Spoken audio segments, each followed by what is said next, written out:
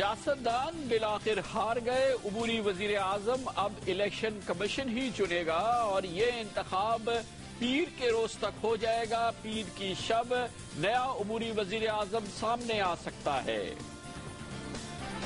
سوالات اب یہ پوچھے جا رہے ہیں کہ مرکز میں اور صوبوں میں عبوری حکومتیں کیا پابند ہیں کہ مکمل آزاد کابینہ بنائیں یا سیاستدانوں کی ملی بھگت سے کابینہ بنے؟ سندھ اور کے پی کے میں کیا ہو رہا ہے، اس کا جائزہ لیتے ہیں۔ سپریم کورٹ آف پاکستان نے آج تاریخی اور طویل ترین سماعت کی۔ کراچی بدامنی کیس میں رینجرز اور پولیس سے کہا کہ آپریشن کریں، ان کے سربراہان قیادت کریں اور 15 روز میں کراچی کو جرائم پیشہ گروہوں سے پاک کریں۔ تحریک انصاف والے کل لاہور میں بہت بڑا جلسہ قوت کا اظہار کرنے جا رہے ہیں اور آج سے ہی لاہور کے منٹو پارک میں رنگ جمانا شروع کیا ہے۔ امریکہ میں دہشت گردی کا آج ایک اور واقعہ ہوا ہے جس میں امریکی فوجی ہلاک ہوئے ہیں۔ دن بھر کی اہم ترین خبروں، تبصروں اور تجزیوں کے ساتھ آپ دیکھ رہے ہیں پروگرام آج کامران خان کے ساتھ۔ السلام علیکم، میں ہوں کامران خان۔ جیسا کہ آپ کو پتا ہے اور آپ کو ہم مسلسل بتا رہے تھے، سیاستدان کامیاب نہیں ہوئے ہیں۔ پاکستان کی آئندہ عبوری حکومت کون بنائے، اس سلسلے میں کوئی فیصلہ نہیں ہو سکا اور اب یہ معاملہ الیکشن کمیشن آف پاکستان جا رہا ہے جس نے پیر تک یہ فیصلہ کر لینا ہے کہ پاکستان کا آئندہ عبوری وزیر اعظم کون ہو، اور امکان یہی ہے کہ پیر کی شب جب ہم یہ پروگرام کر رہے ہوں گے آئندہ عبوری وزیر اعظم کے حوالے سے انتخاب ہو چکے گا۔ 4 نام ہوں گے الیکشن کمیشن آف پاکستان کے سامنے اور خیال یہ کیا جا رہا ہے کہ ان میں سے کسی ایک نام اور جس میں براہ راست مقابلے کی توقع ہے مسلم لیگ نون کے جسٹس ریٹائرڈ ناصر اسلم زاہد اور پاکستان پیپلز پارٹی اور حکمراں اتحاد کے جناب ڈاکٹر عشرت حسین کے درمیان۔ دونوں کا تعلق کراچی سے ہے۔ اس کے علاوہ مسلم لیگ نون کے جناب رسول بخش پلیجو شامل ہیں، جبکہ پاکستان پیپلز پارٹی کی جانب سے جناب جسٹس ریٹائرڈ ہزار خان کھوسو شامل ہیں۔ لیکن خیال عام طور پہ یہ کیا جا رہا ہے کہ انتخاب ہوگا جناب جسٹس ناصر اسلم زاہد اور ڈاکٹر عشرت حسین کے درمیان۔ الیکشن کمیشن آف پاکستان کو یہ کرنا ہے۔ آج بھی سارا دن سیاستدانوں کی بات چیت ہوتی رہی، پارلیمانی کمیٹیز کی بھی بات چیت ہوتی رہی، لیکن اس سلسلے میں کوئی حتمی نتیجہ نہیں نکلا، بلکہ آج ایک بار پھر اب میدان عوامی سطح پہ سجا اور دونوں سیاسی قوتوں نے براہ راست عوامی پوزیشن لی اور اس حوالے سے ایک دوسرے پر کڑے الزامات لگائے اور ان امکانات کو یکسر رد کر دیا کہ یہ کسی بھی صورت میں سیاسی سطح پر اس کا کوئی فیصلہ ہو سکے گا کہ آئندہ عبوری وزیر اعظم کون ہو۔ یہ بتائیں کہ 4 مہینے مشاورت ہوتی رہی تو یہ نام ایسا کیوں سامنے نہیں لا سکے جس پہ سب کو اتفاق ہو؟ آخری دن یہ کہتے ہیں کہ یہ نام لے کے آئے تھے۔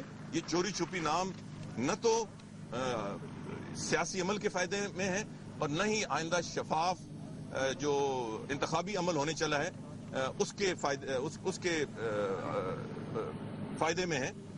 میں نے بطور اپوزیشن لیڈر جو کچھ کیا وہ عین آئین اور قانون کے مطابق تھا۔ جو بھی نام الیکشن کمیشن منتخب کرے گی یا سلیکٹ کرے گی ہم اس کا احترام کریں گے اور ہمیں اس پہ مکمل اتفاق ہوگا۔ بہت اچھا ہوتا کہ یہ پہلے مرحلے میں ہی طے ہو جاتا۔ چودھری نثار صاحب نے اس دن میں انتظار نہیں کیا اور انہوں نے قبل از وقت دونوں نام بھیج دیے، حالانکہ ابھی تک ان کے پاس اور وزیر اعظم صاحب کے پاس کنسلٹیشن کا وقت موجود تھا۔ چوہدری صاحب اگر جمہوری عمل کو سبوتاج پہلے بھی انہوں نے کوشش کی ہے، اب بھی وہ کرنا چاہتے ہیں، وہ اپنے ممبرز سے زیادتی کر رہے ہیں، وہ اپوزیشن کے ساتھ زیادتی کر رہے ہیں، وہ دیگر لوگوں کو کہتے ہیں ہم ہی اپوزیشن ہے۔ وہ ایک عجیب سا ان کا فینامنا، وہ کہتے ہیں ہم ہی اپوزیشن ہے۔ یہ نامناسب رویہ ہے سیاست کے اندر۔ میاں نواز شریف صاحب کی سوچ پریویل کرنی چاہیے اور انہیں چاہیے کہ جو جمہوری اصولوں کے مطابق ہے اس کے مطابق ہونے چاہیے۔ بہت کٹھن مرحلہ ہوگا الیکشن کمیشن آف پاکستان کے سامنے، کیونکہ دونوں جماعتیں ایک دوسرے کے امیدواروں کو مکمل طور پر رد کر چکی ہیں۔ جب پاکستان مسلم لیگ نون کی جانب سے کہا گیا ہے کہ ڈاکٹر عشرت حسین اس لیے قابل قبول نہیں ہے کہ ان کے برادر نسبتی دراصل پیپلز پارٹی اور جناب آصف علی زرداری سے قریب ہیں، جبکہ جسٹس ریٹائرڈ ہزار خان کھوسا کے بارے میں مسلم لیگ نون کا کہنا ہے کہ وہ پیپلز پارٹی کے متحرک کارکن رہ چکے ہیں۔ پاکستان پیپلز پارٹی کی جانب سے آج اہم بات لائی گئی اور انہوں نے یہ آرگومنٹ دیا کہ دراصل جسٹس ریٹائرڈ ناصر اسلم زاہد خود پی سی او جج ہیں۔ انہوں نے پی سی او کے تحت حلف اٹھایا ہے اور کہا گیا کہ انہوں نے پی سی او کے تحت حلف 1981 میں جنرل ضیاء الحق के PCO के तहत हल्फ उठाया था और खुद पाकिस्तान मुस्लिम लीग नून ये पैमाना तय कर चुकी है कि अगर कोई जज PCO के तहत हल्फ उठा चुका है तो उसे शामिल नहीं करना चाहिए किसी भी आला हुकूमती ओहदे के हवाले से। आज इसकी निशानदेही सुबह से ही कर दी जनाब खुर्शीद शाह, जो कि पाकिस्तान पीपल्स पार्टी की पार्लिमानी कमेटी के एक अहम रुकन हैं। जो आपके पहले तहफ़्फ़ुज़ात थे PCO के बारे में वो भी बरकरार हैं। और तीसरा ये बताएं कि जो हमारे जजेस हैं जिसको हमने भी रिकमेंड किया है नीचे या ऊपर या कहीं पे भी, अगर वो भी PCO में है तो उन तहफ़्फ़ुज़ात ये बिल्कुल मुस्लिम लीग नून का तहफ़्फ़ुज़ात ठीक है कि PCO जजेस नहीं होना चाहिए। नून ने भी कहा है ये कि PCO जजेस उन्हीं का ये पुराना मौक़िफ़ है। जनाब खुर्शीद शाह फारूक नाइक ये कह रहे थे और साबित कर दिया उन्होंने कि जनाब जस्टिस रिटायर्ड नासिर असलम जाहिद दरअसल PCO जज हैं। और आज इस हवाले से लगा ये कि पाकिस्तान मुस्लिम लीग नून को इसके बारे में आगाही नहीं थी। और कम अज कम जनाब चौधरी निसार अली खान जब आज मीडिया से बात कर रहे थे उन्होंने इसकी तरफ वाज़ेह इशारा किया। उनको नहीं लगता था कि उन्हें इस बारे में कोई मालूमात है कि जनाब जस्टिस रिटायर्ड नासिर असलम जाहिद दरअसल PCO के तहत हल्फ उठा चुके हैं। और जो बात उन्होंने आज की जनाब चौधरी निसार अली खान ने, ऐसा लगा कि मुस्लिम लीग नून ने इस सिलसिले में अपना होमवर्क नहीं किया था। नासिर असलम जाहिद साहब उन 6 जजेस में सरे फहरिस्त थे जहां तक मैं जानता हूं। मैं जानता नहीं, बल्कि कल जब ये इस पे कोई शकूक शुबात आया मैंने फिर इस बात की तस्दीक की और अदालती जराए से की। वो तो एक आला पाए के जज हैं जिन पे आज तक कभी कोई उंगली नहीं उठी और उन्होंने दूर दूर तक PCO का हल्फ नहीं लिया। मुझे नहीं पता कि मुशर्रफ के खिलाफ वो सीना से पर हुए और उसके बाद वो रिटायर हो गए, वो घर चले गए, तो कौन सा PCO का हल्फ था जो उन्होंने लिया। मगर हकीकत दरअसल ये है कि जस्टिस रिटायर्ड नासिर असलम जाहिद ने PCO के तहत हल्फ उठाया था। जनरल परवेज मुशर्रफ जब PCO लेकर आए तो वो उन 5 जजेस के साथ थे जिन्होंने PCO को मुस्तरद किया था। लेकिन उससे पहले 1981 में जनरल ज़ियाउल हक के नाफिज करदा प्रोविजनल कॉन्स्टिट्यूशन ऑर्डर के तहत जनाब जस्टिस रिटायर्ड नासिर असलम जाहिद ने हल्फ उठाया था। इससे पहले वो 17 मई 1980 को सिंध हाई कोर्ट के जज बने थे और 24 मार्च 1981 को उन्होंने PCO के तहत हल्फ उठाया था। लेकिन जनाब जस्टिस नासिर असलम जाहिद उसी तरह से पाकिस्तानी अदलिया के उन नादिर शख्सियात में शामिल हैं जिन्होंने PCO में हल्फ उठाया था। खुद चीफ जस्टिस ऑफ पाकिस्तान जनाब जस्टिस इफ्तिखार मोहम्मद चौधरी PCO के तहत हल्फ उठा चुके हैं। मौजूदा अदलिया के कई लोग, इसके अलावा पाकिस्तान की अदलिया की नादिर शख्सियात जनाब जस्टिस रिटायर्ड अजमल मियाँ, जनाब जस्टिस सईदुज़्ज़मा सिद्दीकी, जनाब जस्टिस मामून काजी उन शख्सियात में हैं जो PCO के तहत हल्फ उठा चुकी हैं। PCO चाहे जनरल मुशर्रफ का हो या जनरल ज़ियाउल हक का हो, PCO है। ऐसा लगता है कि पाकिस्तान मुस्लिम लीग नून ने ये पोजीशन लेने से पहले कि कोई PCO जज नहीं होना चाहिए जिसे मुकर्रर किया जाए किसी आला ओहदे के लिए, खुद पाकिस्तान मुस्लिम लीग नून ने ये मुस्तहकम पोजीशन बनाई। और इसके लिए कल जनाब शहबाज शरीफ ने भी जब पाकिस्तान पीपल्स पार्टी की जानिब से आने वाले नाम को इस वजह से मुस्तरद किया कि वो PCO जज हैं, शायद लगता यह है कि मुस्लिम लीग नून को पता नहीं था कि जनाब justice retired Nasir Aslam Zahid PCO के जज हैं। उन्होंने PCO के तहत हल्फ उठाया, इस बात में कोई शक व शुबा नहीं है कि हाई कोर्ट के जज की हैसियत से, सिंध हाई कोर्ट के चीफ जस्टिस की हैसियत से, सुप्रीम कोर्ट ऑफ पाकिस्तान के जज की हैसियत से उनका कैरियर बेदाग रहा है। वो इंतहाई आला तरीन जज की हैसियत से पहचाने जाते हैं, आजाद रहे हैं, बेहतरीन जज रहे हैं। लेकिन अगर आपने ये उसूल बनाया कि वो PCO जज नहीं होना चाहिए तो शायद इस सिलसिले में आपका होमवर्क पूरा नहीं था। यही वजह है कि जनाब नवाज शरीफ आज भी जनाब जस्टिस नासिर असलम जाहिद कर रहे थे कि वो PCO जज नहीं रहे हैं। गो के लगता यह है कि जनाब नवाज शरीफ को यह नहीं बताया गया था कि उन्होंने जनरल मुशर्रफ के PCO का हल्फ तो नहीं उठाया था, लेकिन जनरल ज़ियाउल हक के PCO का हल्फ उठाया था। उन्होंने इनकार कर दिया था, मुशर्रफ को कहा था कि हम तुम्हारी जात का, तुम्हारे मार्शल लॉ का हल्फ नहीं ले सकते। हम हल्फ लेंगे तो पाकिस्तान का हल्फ लेंगे, हम हल्फ लेंगे तो पाकिस्तान के कानून राज का हल्फ लेंगे। कितनी बड़ी बात की उन्होंने, कितनी बड़ी बात की। और उनके साथ उनके 5 और साथी थे, 5 और साथी थे और सब सलूट के काबिल हैं। हम जैसे लोगों को भी उनको सलूट करना चाहिए। उन्हीं में से एक जज था जिसका नाम है नासिर असलम जाहिद। नासिर असलम जाहिद भी उन्हीं में से एक जज था जिनको हमने और उनके साथ हमने एक और नाम दिया है जिसमें कहा गया ये दो हमारे नाम हैं।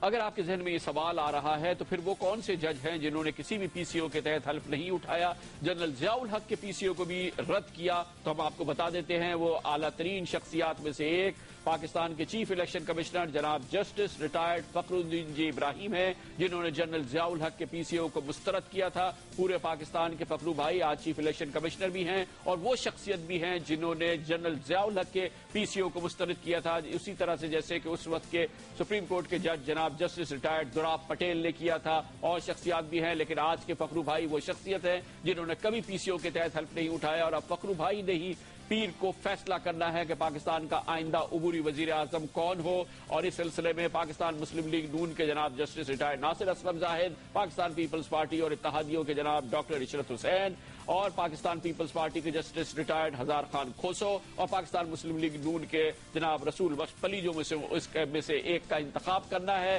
لیکن ایک بار پھر لگتا ہے واضح طور پر کہ پاکستان مسلم لیگ نون نے جب اپنا ہوم ورک کیا، اپنی فہرست ترتیب دی، تو اس میں شدید خامیاں نظر آئی ہیں۔ پی سی او کی پوزیشن لی، اور جناب جسٹس ناصر اسلم زاہد کے بارے میں یہ آگاہی ان کے پاس نہیں تھی کہ وہ بہرحال پی سی او کے تحت حلف اٹھا چکے ہیں۔ اس کے علاوہ فہرست میں سے اچانک جناب جسٹس ریٹائرڈ شاکر اللہ جان کا نام نکالا پاکستان مسلم لیگ نون نے، اور کہا کہ اس کے پیچھے ایک خطرناک وجہ ہے۔ اس کا مطلب یہ ہے کہ یہاں پر بھی پاکستان مسلم لیگ نون کا ہوم ورک ناکام ہوا، اور جناب جسٹس شاکر اللہ جان کا نام تیزی سے نکالنا پڑا، اور کہا گیا کہ اس کے پیچھے کوئی خطرناک عمل ہے۔ اس کا مطلب یہ ہے کہ پاکستان مسلم لیگ نون اس سلسلے میں اپنی پوزیشن نہیں بنا پائی ہے پی سی او کے حوالے سے۔ اور اسی حوالے سے اب یہ بات بہت اہم ہے کہ پنجاب میں کیا ہونے جا رہا ہے، کیونکہ پنجاب میں بھی اس وقت بالکل وہی صورتحال ہے جو وفاق میں ہے، اور پاکستان مسلم لیگ نون پاکستان پیپلز پارٹی کے نامزد کردہ لوگوں کو دو شخصیات جو پنجاب کے عبوری وزیر اعلیٰ کی حیثیت سے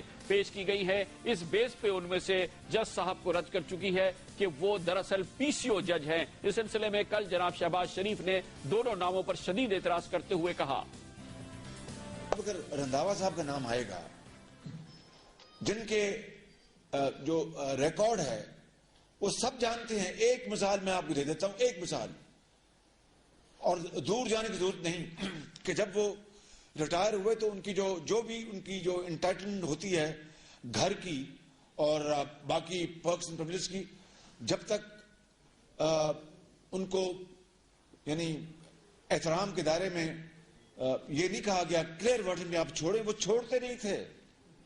اب بتائیے کہ یہ کرائیں گے فیئر اینڈ فری الیکشنز؟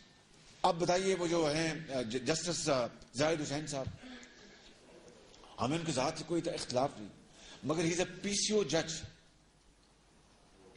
جنہوں نے ریٹ کی تھی اپنا کورٹوں میں باقی ججز کے خلاف، اور ان کے اوپر کنٹیمپٹ آف کورٹ کا نوٹس بھی ایشو ہوا ہے باقی پی سی او ججز کا جو کھڑے ہو گئے تھے، وہ کرائیں گے فری اینڈ فیئر الیکشن۔ بہرحال پاکستان مسلم لیگ نون نے واضح طور پہ اپنا ہوم ورک نہیں کیا جب یہ مسلمہ اصول بنایا گیا کہ کسی پی سی او جج کو کسی بھی عبوری پوزیشن کے لیے تسلیم نہیں کرنا چاہیے۔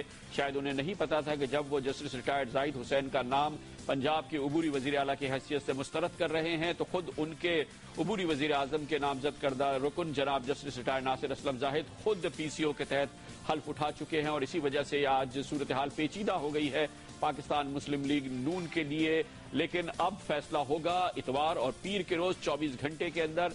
Chief election commissioner Pakistan election commission میں اس بات کا فیصلہ کریں گے ممبران کے ساتھ، اور چیف الیکشن کمشنر پاکستان جناب جسٹس ریٹائرڈ فخر الدین جی ابراہیم کو یہ اعزاز حاصل ہے کہ وہ بہرحال کسی صورت میں پی سی او جج نہیں ہیں، اور ان کا فیصلہ سب کو قابل قبول ہوگا یا نہیں یہ بھی ہمیں دیکھنا ہے۔ اس سلسلے میں ہم بات کرتے ہیں کہ کیا قانونی صورتحال ہوگی اور الیکشن کمیشن پاکستان کس انداز سے یہ فیصلہ کرے گا اور اس کے سیاسی اثرات کیا ہوں گے۔ ماہر آئین و قانون جناب سلمان اکرم راجہ اس کے لیے ہمیں لاہور سے جوائن کر رہے ہیں۔ بہت بہت شکریہ سلمان اکرم راجہ صاحب، بڑی کمپلیکیٹڈ سچویشن ہے، مگر یہ بتائیے گا کہ دونوں پارٹیز ایک دوسرے کے امیدواروں کو رد کر چکی ہیں، جب الیکشن کمیشن آف پاکستان بہرحال ایک ہی آدمی عبوری وزیر اعظم کا انتخاب کرے گا، ایک گروپ اس پہ عدم اعتماد کا اعلان کرے گا، اس میں کیا سچویشن پیدا ہو سکتی ہے؟ دیکھیے، تو ایک عدالت کی عمومی طاقت ہے، آرٹیکل 199 کے تحت بھی اور 184(3) کے تحت بھی اگر کوئی معاملہ آئینی نوعیت کا ہے، مفاد عامہ کا ہے، یا کسی شخص کی ذات کے حوالے سے بھی کسی کو گریونس ہے، تو عدالت کا دروازہ تو ہمیشہ کھٹکھٹایا جا سکتا ہے۔ لیکن ایسی صورت میں میں نہیں سمجھتا کہ عدالت کوئی خاص پذیرائی ایسی کسی پٹیشن کو دے گی. یہ میں نہیں کہتا کہ ممکن نہیں ہے. اگر الیکشن کمیشن کوئی ایسا فیصلہ کرتا ہے, کسی ایسے شخص کو نامزد کرتا ہے جو کسی صورت بھی آئین کی روح سے وزیر اعظم ہونے کا اہل نہیں ہے, تو ظاہر ہے ایسی صورت میں عدالتیں مداخلت کر سکتی ہیں. لیکن ہم یہی توقع رکھتے ہیں کہ الیکشن کمیشن کا فیصلہ معقول ہوگا, خاص طور پہ اگر انہی 4 ناموں میں سے ہوتا ہے جو وزیر اعظم یا لیڈر آف دی اپوزیشن نے دیے ہیں, تو پھر کسی کو سیاسی تحفظات تو ہو سکتے ہیں, لیکن آئینی اور قانونی طور پہ کوئی خاص معاملہ نہیں ہوگا جس کو عدالت کے سامنے اٹھایا جا سکے. بہت بہت شکریہ جناب سلمان اکرم راجہ. سیاسی آپ اعتراض کر سکتے ہیں, لیکن آئینی و قانونی طور پہ chief election commissioner of Pakistan کا عبوری وزیر اعظم کے حوالے سے فیصلہ حتمی ہوگا. اسی الیکشن کمیشن نے اور چیف الیکشن کمیشن کی صدارت میں فیصلہ ہونا ہے پنجاب کا عبوری وزیر اعلیٰ کون ہوگا. ہم نے ابھی آپ کو تھوڑی دیر قبل بتایا کہ پاکستان پیپلز پارٹی کے آنے والے ناموں کو مسلم لیگ نون مسترد کر چکی ہے, مسلم لیگ نون کے ناموں کو پاکستان پیپلز پارٹی مسترد کر چکی ہے. آئیے جائزہ لے لیتے ہیں کہ پنجاب میں کس طرح سے عبوری وزیر اعلیٰ آئے گا, کیونکہ یہ ایک عجیب سے نئی سچویشن ہے جو دوسرے صوبوں میں سامنے نہیں آئی ہے. اس کے بارے میں ہم بات کرتے ہیں اور اس میں ایکسپرٹ اوپینین لیتے ہیں. ہمارے ساتھ موجود ہیں سابق وزیر قانون اور آئین و قانون کے ماہر جناب سینیٹر احسن ظفر. بہت بہت شکریہ ظفر صاحب. وفاق کے بارے میں تو سچویشن سامنے آ گئی ہے, تینوں صوبوں نے بآسانی اپنے عبوری وزیر اعلیٰ منتخب کر لیے. پنجاب کے حوالے سے پھر وہی ڈیڈ لاک ہے جو کہ اس وقت ہم وفاق میں دیکھ رہے ہیں. یہاں کیا مرحلہ اب سامنے آنے والا ہے اور کس طریقے سے عبوری وزیر اعلیٰ کا انتخاب ہوگا؟ یوں تو تمام صوبوں کا طریقہ کار ایک ہی ہے, علاوہ اس کے کہ پنجاب کی تاریخ مختلف ہوگی. طریقہ کار یوں ہے کہ وہ بالکل اسی طریقے سے جیسے قومی اسمبلی میں معاملہ ہوگا کہ دونوں پہلے لیڈر آف دی ہاؤس اور leader of the opposition in the assembly, ان کو وقت دیا جائے گا جو اب شروع ہو چکا ہوا ہے جب سے یہ اسمبلی تحلیل ہوئی ہے پنجاب کی, اور یہ آج کل رات 12 بجے ختم ہو جائے گا. اور اس کے بعد یہ جائے گی دوبارہ اس کے بعد جائے گی پارلیمانی کمیٹی کے پاس. فرق اتنا ہے کہ مرکز میں 8 کی کمیٹی ہوتی ہے اور صوبے میں 6 کی ہوگی, یعنی 3 ہوں گے اپوزیشن سے اور 3 ہوں گے آپ کی حکومتی پارٹی کی طرف سے. یہ 6 پہ 2 دن کا ان کے پاس وقت ہوگا, اور جب یہ 2 دن میں اگر فیصلہ کر لیں تو مناسب, جو کہ ان کو کر لینا چاہیے. اگر نہ کر سکے تو پھر یہ چلے جائے گا معاملہ الیکشن کمیشن کے پاس, اور وہاں بھی 2 دن ہے, تو اس طرح 28 کو معاملہ بالآخر اختتام کو پہنچے گا. 28 مارچ کو فیصلہ ہوگا. الیکشن کمیشن آف پاکستان سب سے پنجاب کی عبوری وزیر اعلیٰ کا فیصلہ ہوگا, اور واضح طور پہ لگتا ہے کہ یہ معاملہ بھی الیکشن کمیشن آف پاکستان جائے گا. کمرشل بریک, اور اس کے بعد آپ ذکر کریں گے کہ جہاں عبوری کابینہ نہیں بنی ہے, ابھی عبوری وزیر اعلیٰ آ چکے ہیں, تو کابینہ کیا آزاد ہوگی, نیوٹرل ہوگی, غیر سیاسی ہوگی؟ سندھ میں اطلاعات آ رہی ہیں, شکایتیں آ رہی ہیں, غیر مصدقہ ہیں. فی الحال صوبہ خیبر پختونخوا کے حوالے سے بھی یہ 2 جگہیں ہیں جہاں پر عبوری حکومتیں اب فوری طور پہ آنی ہیں. وہاں پہ ہو کیا رہا ہے, اندر کی خبر کیا ہے, یہ آپ کو بتائیں گے کمرشل بریک کے بعد.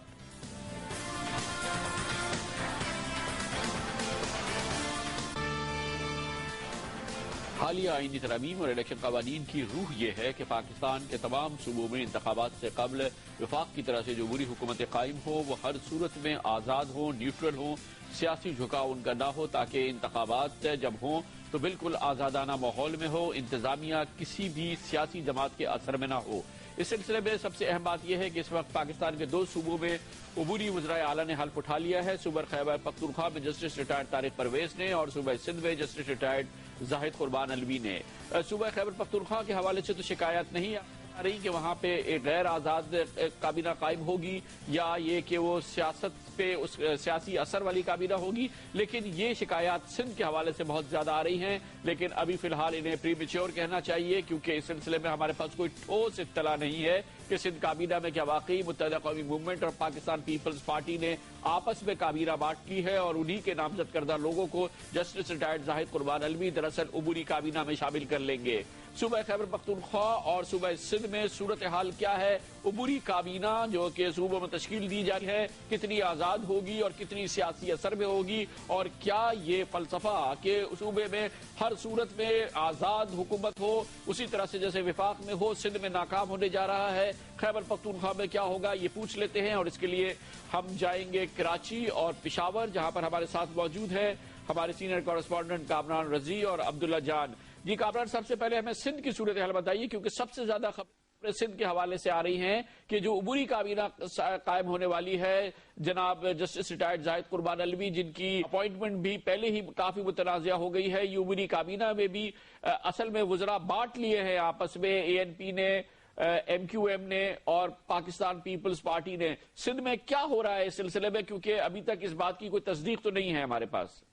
جی آئینی طور پر تو جو نگراں وزیر اعلیٰ ہیں انہوں نے اپنی کابینہ کا انتخاب کرنا ہے۔ اس بارے میں جو ابتدائی طور پر معلوم ہوا تھا وہ یہ تھا کہ سندھ میں 10 سے 12 رکنی کابینہ ہوگی، جس کے سلسلے میں جو ہے وہ دونوں جماعتیں سندھ کی جو پیپلز پارٹی ہے اور اپوزیشن لیڈر جن کا تعلق ایم کیو ایم سے ہے وہ طے کریں گے۔ نگراں وزیر اعلیٰ بظاہر نظر نہیں آتا کہ وہ کوئی اپنے لوگوں کا انتخاب کر سکیں گے، بظاہر محسوس یہی ہوتا ہے کہ انہیں ایک فہرست دے دی جائے گی جس پہ کنسنسس ہوگا اپوزیشن لیڈر کا بھی اور پیپلز پارٹی کا بھی، اور اس پہ فارمولا طے کیا جا رہا ہے۔ 60-40 کا ریشو اب تک ہمیں بتایا جا رہا ہے کہ ایسا ہوگا کہ 60% جو کیبنٹ میں لوگ ہوں گے انہیں پیپلز پارٹی کے نامینیز ہوں گے، پیپلز پارٹی ان کے نام دے گی، اور 40% وزراء جو ہوں گے ان کے نام ایم کیو ایم کی جانب سے پروپوز کیے جائیں گے۔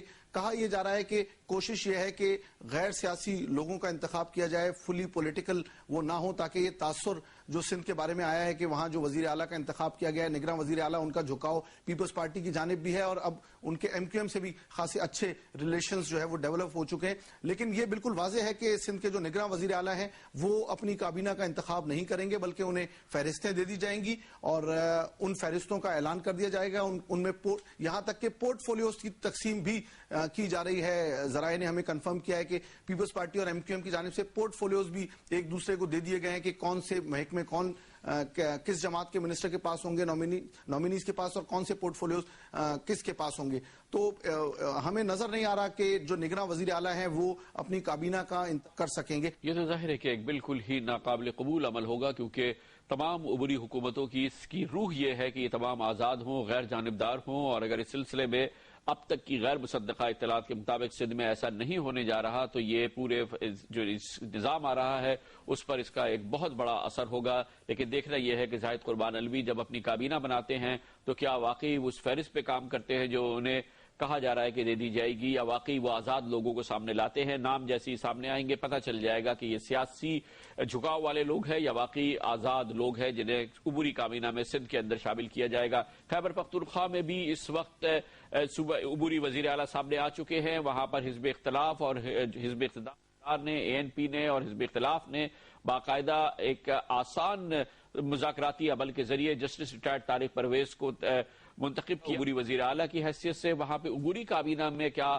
سیاسی جھکاؤ والے لوگ آنے والے ہیں؟ اے این پی کے، جے یو آئی کے، پیپلز پارٹی کے، مسلم لیگ نون کے نامزد کردہ لوگ دراصل صوبہ خیبر پختونخوا کی کابینہ میں ہوں گے یا نہیں، یہ جاننے کے لیے جاتے ہیں پشاور، جہاں پر موجود ہیں ہمارے بیورو چیف عبداللہ جان۔ عبداللہ جان، یہ بتائیے گا اتنا اچھا اسموتھ مرحلہ ہوا تھا عبوری وزیر اعلیٰ کے انتخاب کا صوبہ خیبر پختونخوا میں، عبوری کابینہ کے لیے کیا ہو رہا ہے؟ کہ لیے بھی سیاسی سطح پر فیصلہ ہوگا یا جسٹس طارق پرویز جو اچھی شہرت کے حامل ہیں وہ دراصل واقعی آزاد لوگوں پر مشتمل، نیوٹرل لوگوں پر مشتمل کے پی میں ایک عبوری کابینہ بنائیں گے؟ جی دیکھیں، جہاں تک عبوری کابینہ کا تعلق ہے خیبر پختونخوا میں، تو حکومتی اور حزب اختلاف کی جماعتوں نے عبوری وزراء کے نام تو سجیسٹ کیے ہوئے ہیں، عبوری وزیر اعلیٰ کو وہ نام دیے ہوئے ہیں اور انہی میں سے وزراء لیے جائیں گے۔ آؤٹ گوئنگ وزیر اعلیٰ اور حزب اختلاف کے قائد نے یہ حق یا یہ رائٹ جو ہے وہ عبوری وزیر اعلیٰ کو دیا تھا کہ وہ خود ان ناموں میں سے اپنے لیے وزراء کا سلیکشن کریں، کابینہ بنائیں۔ لیکن کل وزیر اعلیٰ، عبوری وزیر اعلیٰ جسٹس ریٹائرڈ طارق پرویز نے ہمیں یہ بتایا تھا کہ وہ اس سلسلے میں کابینہ بنانے سے پہلے آؤٹ گوئنگ وزیر اعلیٰ امیر حیدر خان ہوتی اور قائد حزب اختلاف اکرم خان درانی سے مشورہ کریں گے۔ تو اس کا مطلب ہے کہ تینوں لوگ لوگوں کی مشاورت سے عبوری کابینہ بنائی جائے گی، تاہم وہ کابینہ انہی لوگوں میں سے ہوگی جو نام حکومتی اور حزب اختلاف کی جماعتوں نے عبوری وزیر اعلیٰ کو دیے ہوئے ہیں۔ عبوری وزیر اعلیٰ نے جسٹس ریٹائرڈ طارق پرویز نے یہ بھی بتایا تھا کہ 2 فیزز میں کابینہ بنائی جائے گی۔ پہلا فیز جو ہے وہ اگلے 24 گھنٹے میں امکان ہے کہ اس کا اعلان کر دیا جائے گا، جبکہ دوسرا جو اس کا حصہ ہے وہ شاید بعد میں کسی وقت ایڈ کیا جائے گا۔ دیکھنا یہ ہے کہ کیا واقعی آئین کی روح کے مطابق ہے کہ عبوری کابینہ کا بھی انتخاب سیاسی بنیاد پر ہو اور سیاسی جانے والی جماعتیں فیصلہ کریں کہ عبوری کابینہ کے اندر صوبوں کے اندر وزراء کون ہوں گے۔ صوبہ خیبر پختونخوا اور صوبہ سندھ کی جو صورتحال ہے اس حوالے سے لگ نہیں رہا کہ وہاں پہ واقعی ایک آزاد نیوٹرل عبوری کابینہ آنے والی ہے۔ لیتے ہیں کمرشل بریک اور اس کے بعد کراچی بدامنی case supreme court of Pakistan نے آج طویل ترین سماعت کی ہے۔ ہم یقین سے نہیں کہہ سکتے لیکن لگتا یہ ہے کہ سپریم کورٹ آف پاکستان کی welcome back. Supreme court of Pakistan نے کراچی بدامنی کیس میں آج تاریخی سماعت کی ہے۔ 11 گھنٹے سپریم کورٹ آف پاکستان نے کراچی کی صورتحال کا جائزہ لیا ہے، جس کا بہت زیادہ وقت صرف کیا گیا۔ کراچی کے امن و امان کی صورتحال میں کراچی والوں کا سب سے بڑا مسئلہ کراچی کی سیکیورٹی سچویشن ہے۔ آج سپریم کورٹ آف پاکستان نے اس کا نہایت تفصیلی جائزہ لیا اور اسی دوران باقاعدہ حکم جاری کیا گیا ہے۔ رینجرز اور پولیس کو 15 دن ان کو دیے گئے ہیں کہ کراچی میں جرائم کا خاتمہ کیا جائے، کراچی سے نو گو ایریاز ختم کیے جائیں۔ رینجرز اور پولیس جو آپریشن کریں اس کی سربراہی براہ راست رینجرز کے سربراہ اور پولیس کے سربراہ کریں، I G police D G Rangers ان کی سربراہی کریں۔ سپریم کورٹ آف پاکستان نے 15 روز دیے ہیں کراچی میں امن قائم کرنے کے لیے، کراچی کی صورتحال میں بہتری کے لیے، براہ راست آپریشن کرنے کے لیے، نو گو ایریاز ختم کرنے کے لیے۔ سپریم کورٹ آف پاکستان نے اپنی 11 گھنٹے کی سماعت میں کئی گھنٹے آج صرف کیے کراچی میں زمینوں کے معاملات کے حوالے سے۔ اس حوالے سے جو کرپشن کی شکایات ہیں، مبینہ دھاندلیوں کی جو شکایت ہے، سپریم کورٹ آف پاکستان نے سندھ کی پوری صورتحال، کراچی کی صورتحال کا تفصیلی جائزہ لیا۔ اس سے پہلے سپریم کورٹ آف پاکستان اس سلسلے میں مختلف احکامات بھی دے چکی ہے۔ آج سپریم کورٹ آف پاکستان کی سماعت کے دوران ایک بار پھر مقامی وکیل محمود اختر نقوی نے اویس مظفر ٹپی کا معاملہ اٹھایا۔ سپریم کورٹ آف پاکستان نے محمود اختر نقوی سے کہا کہ اس سلسلے میں ثبوت سامنے لائیں، تو انہوں نے کہا کہ وہ ثبوت سامنے لا سکتے ہیں، لیکن سپریم کورٹ آف پاکستان نے ان کی اس معاملے پر سرزنش کی کہ وہ بنا ثبوت بات کر رہے ہیں اور اس سلسلے میں کوئی خاص ثبوت اویس مظفر ٹپی کے حوالے سے سپریم کورٹ آف پاکستان میں نہیں دیا گیا ہے۔ زمینوں کے معاملات پر سپریم کورٹ آف پاکستان نے تفصیلی آج بھی جائزہ لیا ہے یہ معاملہ، اور اس پر سپریم کورٹ آف پاکستان کی نگاہ جاری رہے گی۔ اس کے علاوہ حکومت سندھ نے پولیس کے جن افسران کو کانٹریکٹ کی ملازمت پہ رکھا ہوا تھا، آج ان تمام کو سپریم کورٹ آف پاکستان نے برخاست بھی کر دیا۔ اس بہت اہم سماعت کے دوران موجود تھے جی نیوز کے سینئر کورسپونڈنٹ جواز شعیب، جو ہمیں سپریم کورٹ آف پاکستان کے باہر سے جوائن کر رہے ہیں، جہاں پر یہ سماعت اب سے چند لمحوں قبل ہی ختم ہوئی ہے۔ بہت بہت شکریہ جواز۔ پہلے تو یہ بتائیے گا کراچی کی صورتحال کے حوالے سے اور لا اینڈ آرڈر کے حوالے سے، کیونکہ ہر کراچی والا جاننا چاہتا ہے، آج بھی سپریم کورٹ نے 11 گھنٹے اس میں صرف کیے ہیں، کیا ماحول دیکھنے میں آیا، کیا اہم چیزیں سامنے آئی ہیں؟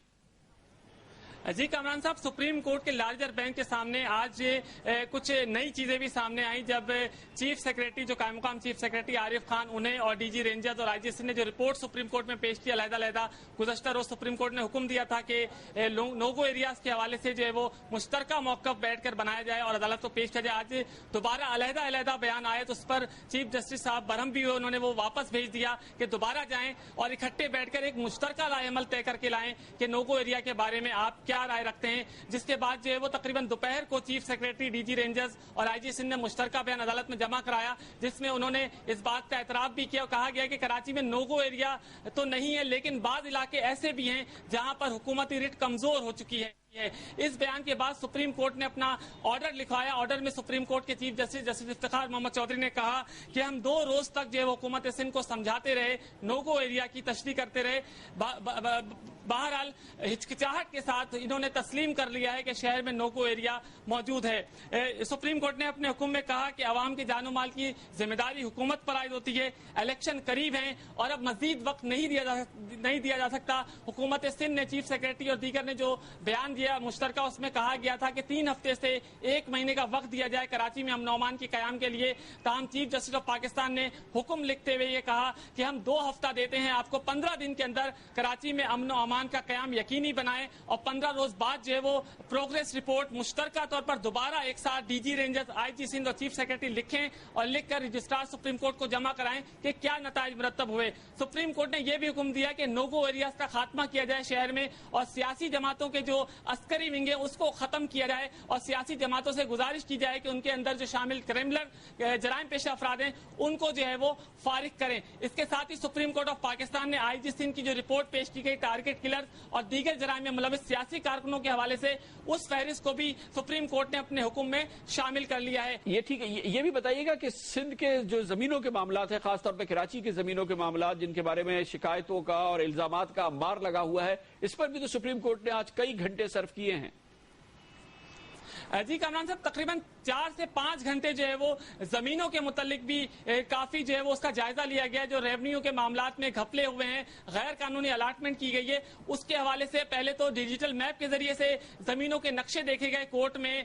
बोर्ड ऑफ रेवेन्यू के एक जो मेंबर है उन्होंने आके यहाँ प्रेजेंटेशन पेश की। उसके बाद जो है वो भी एक अहम मामला जेर बहस आया, वो हैदराबाद के इलाके कासमाबाद में 1446 एकड़ की जो जंगलात की जमीन है 100 अफराद को अलाटमेंट की गई थी गैर कानूनी तौर पर। उसके हवाले से महमूद अख्तर नकवी की दरख्वास्त थी जिसकी समाअत की गई।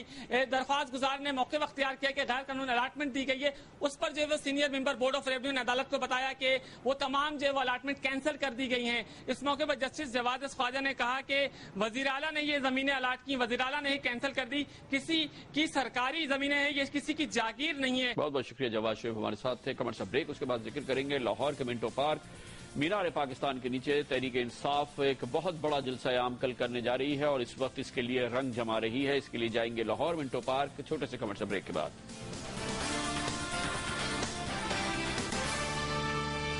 यौम पाकिस्तान के मौके पर तहरीक इंसाफ कहती है कि वो अपनी सियासी कैंपेन का भी आगाज करेगी और तारीख का सबसे बड़ा जलसा आम भी करेगी। बहुत बड़े दावे हैं तहरीक इंसाफ के इमरान खान के। कल यौम पाकिस्तान के मौके पर यादगार पाकिस्तान पर मिंटो पार्क पर एक बहुत बड़ा जलसा कर रही है तहरीक इंसाफ। कहती है कि उसके 80,000 मुंतखब नुमाइंदे जिनको कि अभी मुंतखब किया गया है, उसके इलेक्शंस में वो अपने ओहदों का हल्फ उठाएंगे, इमरान खान मंशूर का ऐलान करेंगे और उसके बाद से अमल शुरू होगा, इंतखाबी अमल, जिसमें कागजात नामजदगी क्योंकि अब शुरू होने वाले हैं, इतवार से इनका मरहला शुरू होगा। इमरान खान तहरीक इंसाफ अपने नुमाइंदे चुनेंगे इंतखाबात के लिए।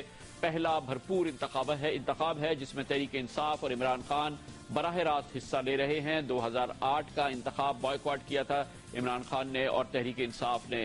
इस सिलसिले में लाहौर के मिंटो पार्क में बहुत वसी इंतजाम किए गए हैं। दसियों हजारों कुर्सियां वहां पे पहले से लगा दी गई हैं। जश्न की इस वक्त समा बनाने की कोशिश की जा रही है मिंटो पार्क में और उसके अतराफ में। ताज़ा तरीन सूरत हाल जानने के लिए कल की तैयारियां जानने जाएंगे मिंटो पार्क, जहां पर मौजूद हैं हमारे कॉरेस्पॉन्डेंट शहरियार वड़ाइच। शहरियार, बताइएगा कि क्या हो रहा है मिंटो पार्क में, तहरीक इंसाफ किस किस्म की तैयारी कर रही है, क्या वाकई रंग जम रहा है कुछ? जी, जोशो खरोश की जहां तक बात है वो तो काबिल दीद है। नौजवान क़यादत यहाँ पर मौजूद है जो तमाम जलसा गाह के जो इंतजाम है उनका जायजा ले रही है। कुर्सियां जो है, हजारों कुर्सियां जो है वो इस पंडाल में लगा दी गई हैं। मीनार पाकिस्तान के साए तले जो है वो 2 स्टेज बनाए गए हैं। एक मर्कजी क़यादत का जो ऊंचा स्टेज है और दूसरी क़यादत जो है वो दूसरे स्टेज पर विराजमान होगी। यहाँ पर सिक्योरिटी की जो इस वक्त सूरत हाल है वो इंतहाई सख्त है, किसी भी गैर मुतल्लिका शख्स को अंदर आने की इजाजत नहीं दी जा रही। कल भी 2000 पुलिस एहलकार जो हैं वो यहाँ पर तैनात होंगे और 500 वार्डन जो हैं उनके ट्रैफिक कंट्रोल करने के लिए यहाँ पर तैनात किया जाएगा। अभी हमें बताया गया है कि रात 12 बजे 23 मार्च की जो आतिशबाजी पीटीआई की जानिब से की जानी है वो उनको देखने के लिए यहाँ पर इमरान खान खुद मौजूद होंगे और नौजवान क़यादत को कल के जलसे के हवाले से मजीद जो है वो उनको इंस्ट्रक्शन दी जाएंगी। कल का जो जलसा है उसमें यहाँ पर 80,000 इंट्रा पार्टी इलेक्शन में जो पीटीआई के अहदेदारान मुंतखब हुए हैं वो यहाँ पर हल बर्दारी की तकरीब होगी और पीटीआई के जानिब से ये दावा किया जा रहा है कि जो 30 अक्टूबर 2011 का जलसा था उससे बड़ा जलसा यहाँ पर होगा और ये बड़ा अहम है। सेमीफाइनल भी करार दे रहे हैं इंतखाबात का और इमरान खान जो है वो अगला जो लाएअमल होगा इंतखाबात का वो कल अपने खिताब में देंगे। कल सामने आ जाएगा। कमर्शियल ब्रेक लेते हैं जिसके बाद आपको बताएंगे अमेरिका में दहशतगर्दी के वाकयात हो रहे हैं। मुख्तलिफ नौयत की दहशतगर्दी है लेकिन बहरहाल दहशतगर्दी है जिसमें 3 अमेरिकी फौजी आज हलाक भी हुए हैं। इसके बारे में आपको बताते हैं कमर्शियल ब्रेक के बाद। Welcome back. अमेरिका में भी दहशत गर्दी के वाकयात हो रहे हैं, गो कि वो उस नौइयत के दहशत गर्दी के वाकयात नहीं हैं जैसे कि हम लोग यहाँ पाकिस्तान में देखा करते हैं, लेकिन बहरहाल दहशत गर्दी के वाकयात हैं। इससे पहले आपने सुना था कि अमेरिका के एक स्कूल में बच्चों को एक शख्स ने जो कि मुसल्लह था फायरिंग करके हलाक किया था। 2 दर्जन के करीब बच्चे इस वाक़े में हलाक हो गए थे। मुख्तलिफ नौइयत के इसी किस्म के वाकयात मुसलसल सामने आ रहे हैं और आज ताज़ा तरीन वाक़या अमरीकी रियासत वर्जीनिया में पेश आया, जहाँ पर एक मिलिट्री बेस में अमरीकी मरीन कोर के बेस में एक शख्स जो खुद फौजी था वो दाखिल हुआ और उसने फायरिंग करी। 2 मरीन्स को उसने हलाक किया और उसके बाद उसने अपने आप को भी गोली मार के हलाक कर दिया। कई घंटे तक ये मामला जारी रहा और अमेरिका के टेलीविजन पर मुसलसल बराह रास्त ये मनाजिर दहशतगर्दी के बराह रास्त नशर होते रहे। अमेरिका में दहशतगर्दी का ये एक और वाक़या हुआ है और जिसका निशाना आज अमेरिका का एक फौजी अड्डा बना है। इसके साथ ही हमारे आज के प्रोग्राम का होता है सैटरडे संडे की हफ्तावार तातील के बाद पीर को आपसे फिर मुलाकात होगी। पीर तक के लिए कामरान खान को इजाजत। अल्लाह हाफिज़ नासिर।